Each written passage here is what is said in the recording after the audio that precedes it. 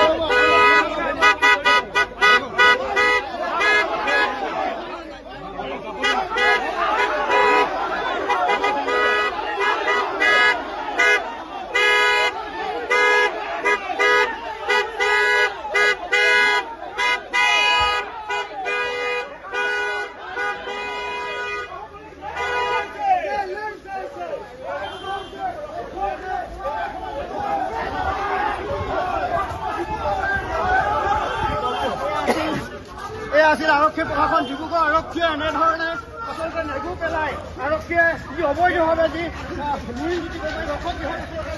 অভিযান চলাবৰ কাৰণে আহিছিল। আপুনি হেৰিটো লওক না বিপিটো কি কৰি আছে ন আপোনাৰ কোনেও মাতি আছো মই।